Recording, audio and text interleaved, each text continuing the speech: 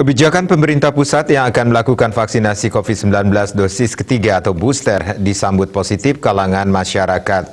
Terlebih saat ini muncul lagi varian baru yang penularannya lebih cepat, yakni Omikron.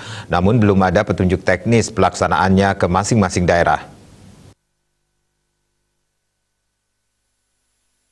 Jubir Satgas Penanganan COVID-19 Denpasar, Deo Gederai mengatakan, hingga kini pihaknya masih menunggu juknis tentang pelaksanaan vaksinasi booster tersebut.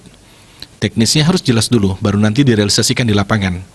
Misalnya, pada saat vaksinasi untuk anak, secara nasional di-launching di Jakarta kemudian baru disusul di daerah-daerah. Mungkin untuk booster ini juga akan seperti itu, dilakukan kick-off dulu di Jakarta, baru nanti disusul di daerah.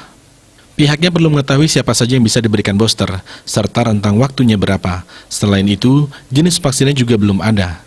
Menurut Dewa Rai, secara infrastruktur Denpasar sudah siap terkait SDM, tempat pelayanan vaksin, hingga pola yang digunakan, tidak ada masalah. Karena sesuai pengalaman sebelumnya, progres vaksin di Denpasar terbilang cukup cepat.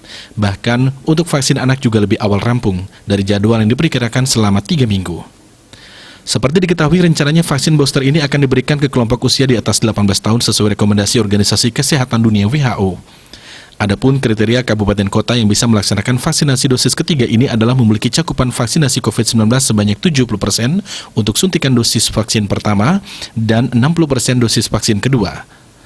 Sementara itu, untuk capaian vaksinasi COVID-19 di Denpasar yakni dosis pertama sebanyak 851.806 orang atau 149%, dosis kedua 755.427 orang atau 132,1%, dan dosis ketiga 14.696 orang atau 122%.